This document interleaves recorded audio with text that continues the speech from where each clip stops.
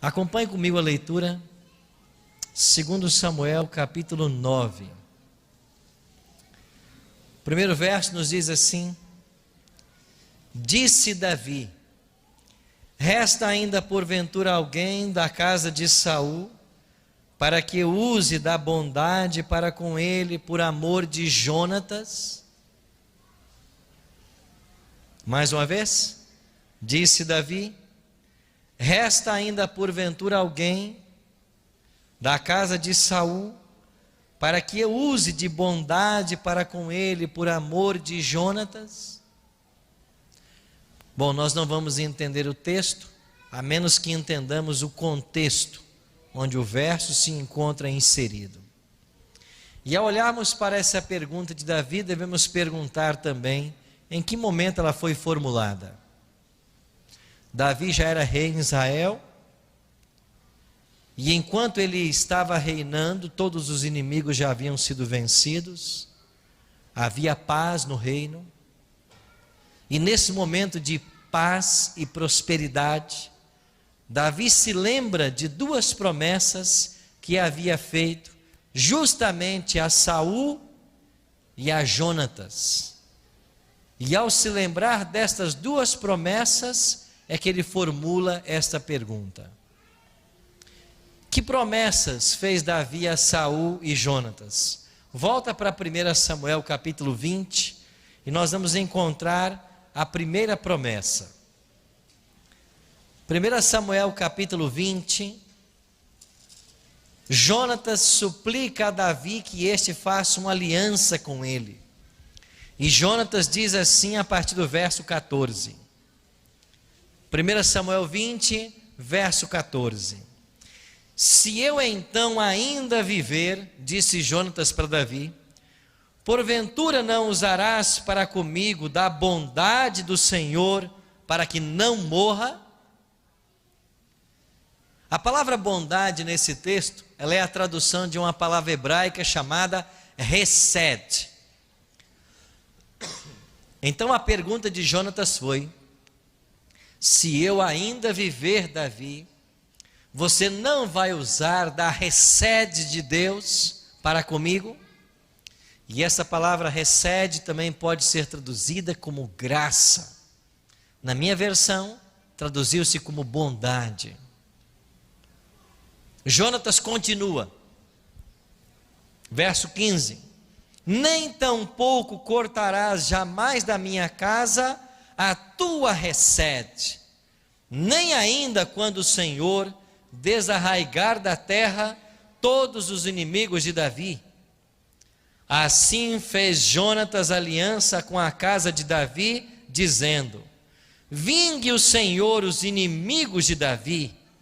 E Jonatas fez jurar a Davi de novo pelo amor que esse lhe tinha, porque Jonatas o amava com todo o amor da sua alma. A amizade entre Jonatas e Davi, quem sabe, é a amizade mais forte que nós temos na Bíblia. Jonatas, por vezes, livrara Davi das mãos de seu pai Saul. E sabendo que um dia Davi reinaria sobre Israel, Jonatas faz um pedido para ele: um dia você vai ser rei, mas me faça uma promessa agora, faça uma aliança comigo. Quando você se tornar rei, você não extermine a minha descendência. E o que fez Davi? Jurou. Por que Jonatas pediu isso? Porque era costume nos tempos bíblicos, quando um novo rei chegava ao trono, matar toda a família do rei anterior, para que não acontecesse uma rebelião em algum momento da história. Então, sabendo que todos poderiam morrer, Jonatas já fez o seu pedido: não extermine a minha descendência. Agora vamos para 1 Samuel 24. Olha a segunda promessa feita por Davi. A primeira foi a Jonatas, a segunda foi ao pai de Jonatas, Saul. Enquanto Saul era rei, Saul tentou várias vezes tirar a vida de Davi. Em uma dessas ocasiões, enquanto Saul estava perseguindo Davi, Saul teve vontade de usar o banheiro e entrou numa caverna. O que ele não sabia era que no interior da caverna estavam Davi e seus soldados. E quando os soldados de Davi viram o rei Saul entrando, disseram assim para Davi: ele não quer tirar a tua vida? Agora vá você e tire a vida dele. Deus o colocou nas tuas mãos. E Davi disse assim: eu levantar a minha mão contra o ungido do Senhor, jamais faria isso. Mas Davi silenciosamente se aproximou de Saul e cortou um pedaço da sua roupa e voltou para o interior da caverna. Quando Saul saiu, já estava a certa distância, Davi também saiu e gritou por Jonatas. E quando Jonatas olhou, ele disse assim: por que é que você, rei Saul, está me perseguindo? O que dizem por aí a meu respeito não é verdade. Eu não quero o seu mal. Pare de me perseguir. A quem, pois, saiu para perseguir o rei de Israel? Eu não passo de um cão morto, de uma pulga. Para de me perseguir. Eu não quero o seu mal. E olha aqui o que eu tenho em minhas mãos. E quando Davi mostrou um pedaço da vestimenta de Saul, e Saul viu, Saul começou a chorar e disse assim: eu percebo, Davi, que você é mais justo do que eu. Então faça agora uma aliança comigo. E olha o pedido que o rei Saul faz para Davi. 1 Samuel 24, versículo 21. Portanto, jura-me pelo Senhor que não eliminarás a minha descendência, nem desfarás o meu nome da casa de meu pai. Percebe aqui que é o mesmo pedido de Jonatas? Não acabe com a minha descendência. Por quê? Porque este era o hábito de um novo rei quando chegava ao trono. E agora no último verso do capítulo ele diz assim: então jurou Davi a Saul, e este se foi para a sua casa. Porém Davi e seus homens subiram para um lugar seguro. Davi fez a promessa de que não exterminaria a casa de Saul. Pois bem, o tempo passou e o povo de Israel saiu em mais uma batalha. Saul, o rei, liderava a batalha. E de repente o povo de Israel começou a perder a batalha. E quando Saul viu que ele seria capturado e certamente torturado pelos inimigos, ele então chamou o seu guarda real e disse assim: pegue a sua espada e tire a minha vida, porque é melhor que eu morra pela tua mão do que ser torturado pelos inimigos. O soldado que tinha a função de proteger o rei disse assim: eu tirar a sua vida? Jamais, eu estou aqui para te proteger. E Saul, sem ter opções, pegou a sua espada, a prendeu entre pedras e lançou-se sobre a espada. Quando o guarda viu o rei tirar sua vida, ele pensou: eu que não vou ficar para ser torturado e morto. Pegou a espada e também tirou sua vida. Só que enquanto o guarda morreu, Saul não estava morto, ele estava agonizando. E apareceu por ali uma amalequita, e o rei Saul disse assim: ei, vem aqui, termina o serviço. Eu tentei tirar minha vida e não consegui, os inimigos se aproximam, então vem aqui e me ajude. E este homem foi lá, lançou o seu corpo sobre o corpo do rei, e finalmente Saul morreu. Naquela guerra morreram, naquela batalha morreram Saul, morreu Jonatas, a família real morreu. E a notícia chegou lá de Jezreel, na casa real, e disseram assim lá no palácio: olha, o povo de Israel está perdendo a batalha, a família real foi assassinada, salve-se quem puder. E quando esta ordem foi dada, a babá que cuidava do neto do rei pegou a criança para também fugir. E enquanto ela tentava fugir, a Bíblia diz que o menino caiu. Ele tinha 5 anos de idade. E quando ele cai, ele fica paralítico de ambos os pés. E esta criança, agora paralítica, é escondida. E quando Davi pergunta no palácio, sobrou alguém? O versículo 2 apresenta que alguém sabia do paradeiro dessa criança. Volta lá para 2 Samuel, capítulo 9, agora no versículo 2. Havia um servo na casa de Saul, cujo nome era Ziba. Ele servia a Saul e agora servia a Davi. E esse Ziba foi chamado. Perguntou-lhe o rei: és tu Ziba? Respondeu: eu mesmo, teu servo. Disse-lhe o rei: não há ainda alguém da casa de Saul para que use da bondade, da recede de Deus para com ele? Então respondeu Ziba ao rei: ainda há um filho de Jonatas, mas ele é o quê? Aleijado de ambos os pés.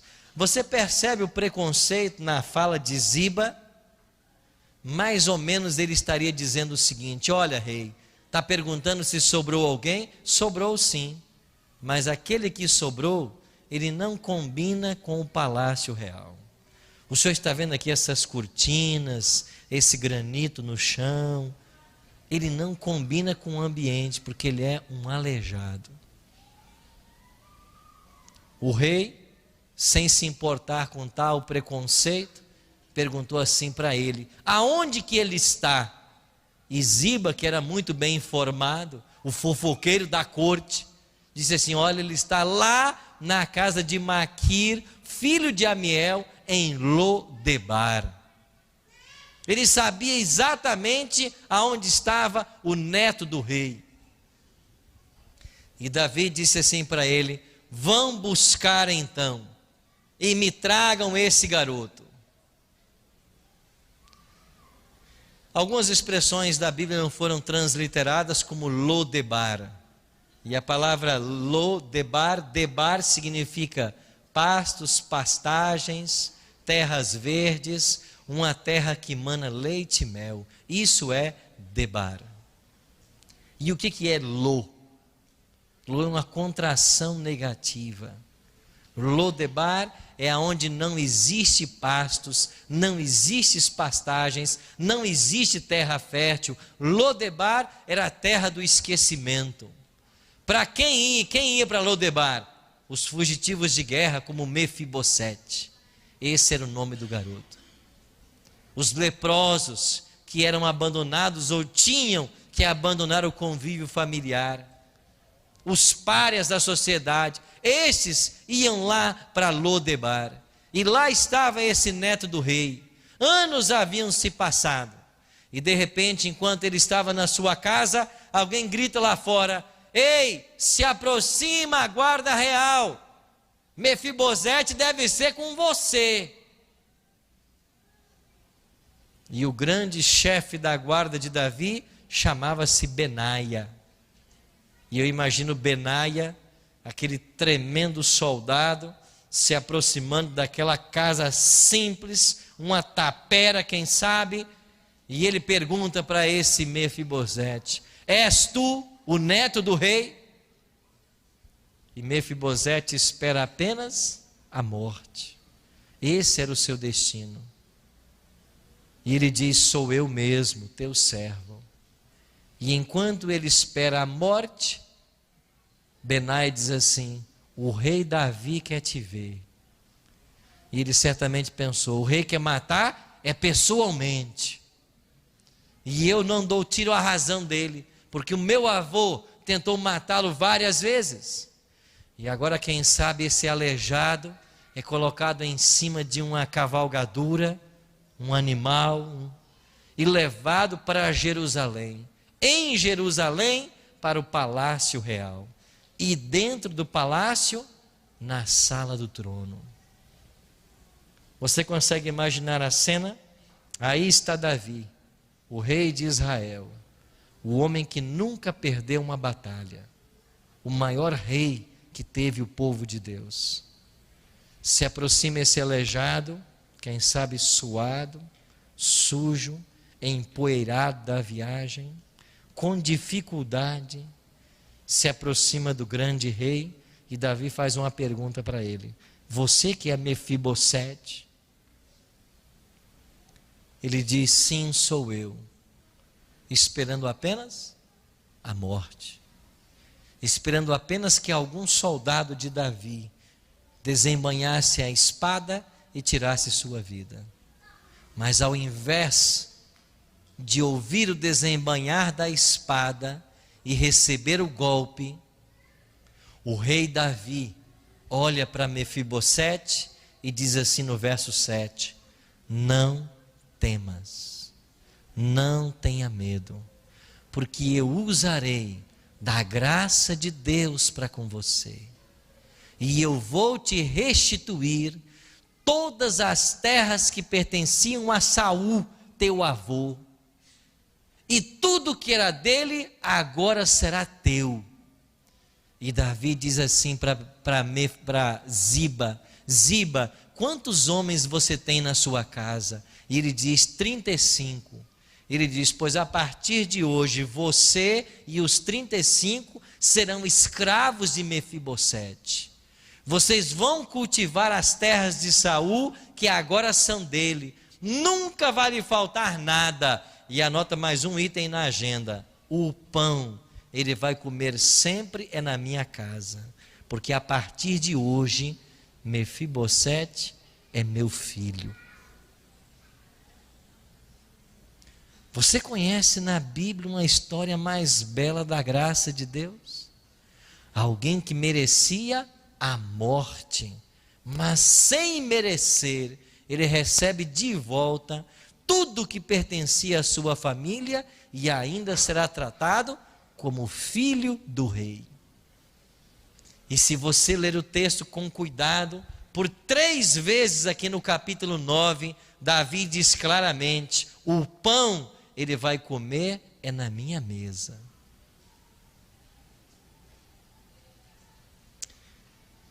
Eu queria que você imaginasse a cena.